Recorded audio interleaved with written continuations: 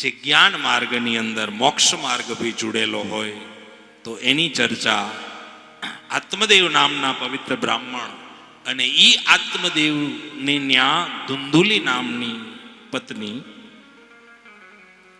આત્મદેવ એટલે આપણો આત્મા, અને ઈ આત્માને એક વાઇફ છે, એનું નામ બુદ્ધિ, અને બુદ્ધિ જે આજ્ઞા કરે એમ આત્મા કરી રહ્યો છે. એને ત્યાં સંતાન નહોતું, એટલે સંતાનની પ્રાપ્તિ માટે આત્મદેવે ઘણા ઉપાયો કરેલા. છેલ્લે આત્મદેવ હારી ગયા, થાકી ગયા, કોઈ ફળ ના મળ્યું. એટલે આત્મદેવ વિચાર કરે કે હવે તો કોઈ રસ્તો છે નહીં, શું કરું? બસ જંગલમાં જાઓ અને આત્મહત્યા કરી લો. આટલા ઉપાયો કર્યા છતાંય સંતાન નથી, તો હવે શું કરું? જ્યારે જીજીવિષા પ્રગટ થાય ને ત્યારે જીવ મારવા માટે પણ તૈયાર થઈ જાય. જીજીવિષા બહુ ખતરનાક છે. અંદરથી પ્રગટ થતી મોટામાં મોટી આશાઓ જે છે ને આપણને બહુ તોડે છે, બહુ મારે છે. માટે ખાસ કરીને આવી આશાઓથી બહુ દૂર રહેવું. થાય તો કાંઈ વાંધો નહીં, સારું કહેવાય. ન થાય ચિંતા નહીં કરો. તમારા ઉપર કોઈ વસ્તુની પ્રાપ્તિ થઈ જાય તો માનવાનું કે હરી કૃપા છે, અને ન થાય તો હરી ઈચ્છા છે. ન થવાનું દુઃખ આપણને બહુ લાગે છે, થવાનું સુખની પ્રાપ્તિ આપણને થતી નથી પાછી. હો હા, હું ઘણી વખત કહું કે આપણે ભગવાન પાસે જે નથી નથી નથી એવું બહુ ગણાવી રાખીએ છીએ, પણ છે એનું કોઈક દીક તો લિસ્ટ બનાવો, કે આટલી વસ્તુ મારી પાસે છે એનું બી લિસ્ટ બનાવો. એટલે આત્મદેવ વિચારે છે શું કરું. ત્યાં સંત આવ્યા, સંતને પૂછ્યું મહારાજ. ત્યારે સંત ઓળખી ગયા હતા. હે ભૂદેવ, તમારા લલાટની રેખાઓ જ કહે છે કે તમે ચિંતામાં છો, અને તમારા લલાટની રેખાઓમાં જ સ્પષ્ટ લખ્યું છે. શું લખ્યું છે? મુંચ જ્ઞાનમ પ્રજારોપમ બલિષ્ઠા કર્મણો ગતિ સપ્ત જન્મમ તવમ પાપો પુત્રો ને વંચને વંચ. હે આત્મદેવ, આ જન્મ તો શું, પણ 7 જન્મ સુધી તારા ભાગ્યમાં પુત્ર નથી. અને જ્યાં આવો અવાજ થયો, આત્મદેવ સંતના ચરણમાં પડી ગયા, પ્રાર્થના કરવા લાગ્યા કે ખરેખર તમારી કૃપા થશે તો મારે ત્યાં સંતાન થશે, તમે આશીર્વાદ આપો. ત્યારે આત્મદેવ કહે છે કે કેમ આપું મહારાજ, તમારા ભાગ્યમાં નથી, કેમ દેવું? અને ભાગ્યથી એક ડગલું વધારે જો દેવાઈ જાય તો એનું ફળ ભી બહુ વિપરીત આવે છે. તમારા ભાગ્યમાં નથી. અને તમે જેને માનો છો સંતાન સંતાન સંતાન, તો કયું સંતાન? તમારે ત્યાં કેવા પ્રકારનું સંતાન આવે એવું તો તમે બોલતા નથી. આત્મદેવ કહે છે નહીં મહારાજ, બસ મારે ત્યાં સંતાન થાય એવું કરો. એક જ ઈચ્છા, બીજી કઈ ઈચ્છા જ નહીં. તો કે નહીં મહારાજ, બીજું કઈ નથી. પછી પાછા માગવા નહીં આવો. નહીં નહીં નહીં માગો, બસ આટલું જ છે ને. ધ્યાન રાખજો, ભાગ્યમાં નથી છતાંય આપું છું, યાદ રાખજો. મહારાજ બસ સંતાન મળી જાય. એટલે તરત જ એક ફલ કાઢ્યું, અને ફલ કાઢી અને આપ્યું. લ્યો, આ તમારી પત્નીને ખવડાવજો. શું થશે? સંતાન થશે. સારું સંતાન જોતું હોય તો સારા નીતિ નિયમો, વિચારો, અન્ન આ ઉપર ધ્યાન રાખજો, તો સારું સંતાન પ્રગટ થશે. આત્મદેવ રાજી થઈ ગયા. એને એમ થઈ ગયું ચાલો આપણું કામ બની ગયું. એટલે આત્મદેવ ઘરે આવ્યા. એની પત્ની હતી ધુંધુલી. એ ધુંધુલીને કહ્યું લ્યો આ ફલ ચખો. શું થશે? તો કે સંતાન થશે. ધુંધુલીએ તરત એ ફલ લઈ ઘરમાં મૂકી દીધું. ગ્રહણ ના કર્યું. વિચાર્યું ગ્રહણ નથી કર્યું. લો, જેના માટે આવડી મહેનત કરતા હતા એ તો એ ના પાડે છે. તો આનો અર્થ શું થયો? આનો સીધો જ અર્થ એવો થયો કે પ્રાપ્તિ કરવી છે પણ નિયમ વગરની કરવી છે. મેળવવું બધાયને છે, પણ એના જે નીતિ નિયમો સિદ્ધાંતો આ આપણે અનુસરવા નથી.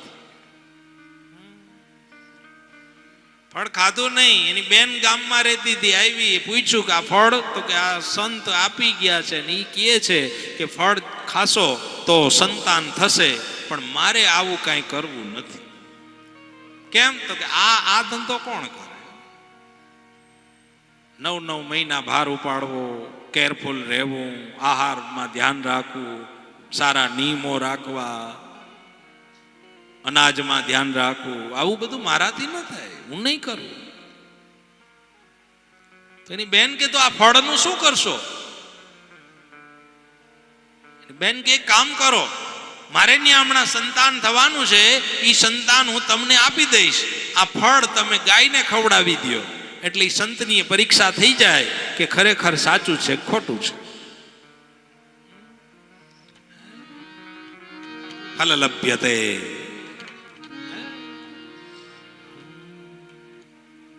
વિચારે છે, ફળ ગાયને ખવડાવી દીધું. એની બેનની ઘેરે દીકરાનો જન્મ થયો એટલે એને લઈને આવ્યા, દીકરાને આપી દીધો. કોને આપ્યો? ધુંધુલીને. ધુંધુલી કોણ છે? બુદ્ધિ. બુદ્ધિ એટલે તર્ક કરે, આપણને અંદરથી તર્ક વિતર્ક કરે, એ બુદ્ધિ છે. બહુ વિચારો પ્રગટ કરે, એક્સેપ્ટ ના કરે તરત. અને એમાંય આપણી તો હવે એવી બુદ્ધિ, તરત આપણે એક્સેપ્ટ નથી કરતા.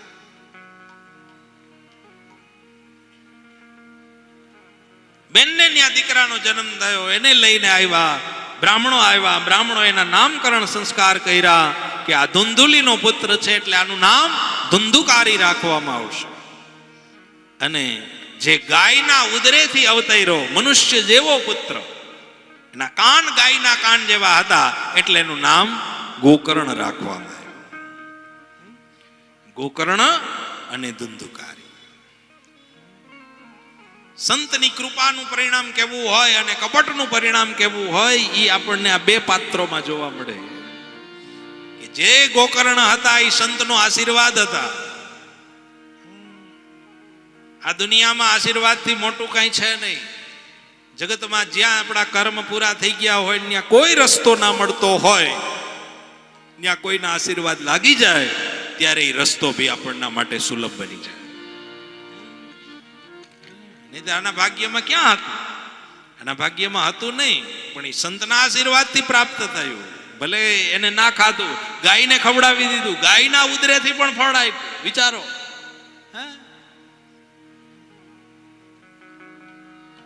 ધુંધુકારી બેનના ઉદરેથી આપ્યું, પણ ચોર, જુગાર, જીવ હિંસા, અપકૃત્ય આદિ કૃત્ય કરવા લાગ્યા ધુંધુકારી.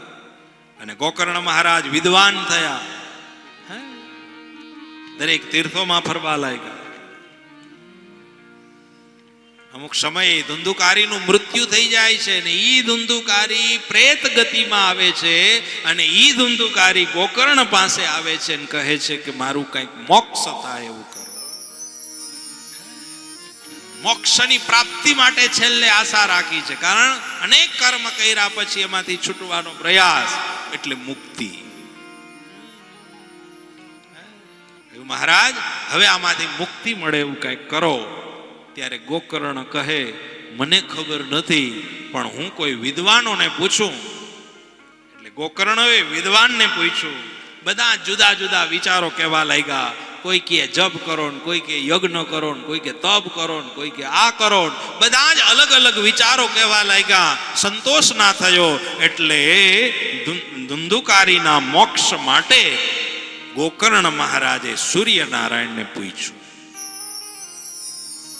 સૂર્યનારાયણને યાદ કર્યા, સવારમાં અર્ઘ્ય આપ્યો, સૂર્યને જલ ચડાવ્યું, સૂર્યને નમસ્કાર કર્યા અને મંત્ર સાથે આશીર્વાદ દીધા. ભાસ્કરાય વિદમહે ધૃતિકરાય ધીમહિ તન્નો સૂર્ય પ્રચોદયાત.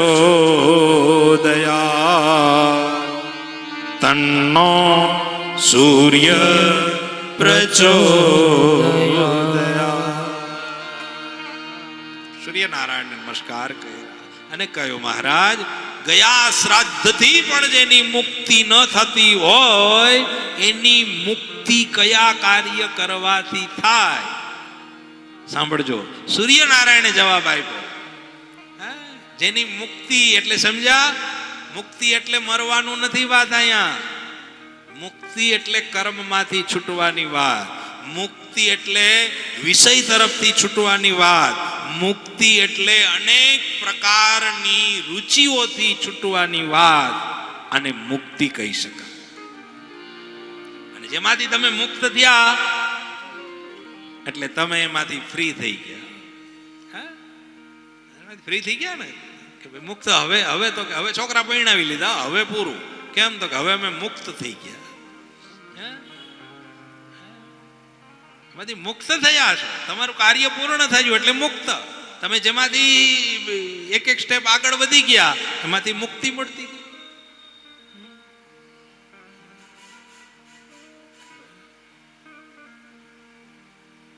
આઠમું, નવમું, 10મું ધોરણ ભણાઈ ગયું, 11માં આવી ગયા, 12માં આવી ગયા, પછી 8માં 9માં ના પુસ્તકો ક્યાંય ફરતા હોય, આપણે એની જરૂર રહેતી નથી, કારણ કે એને વાંચવા પડતા નથી. કેમ? તો કે એમાંથી મુક્તિ મળી ગઈ.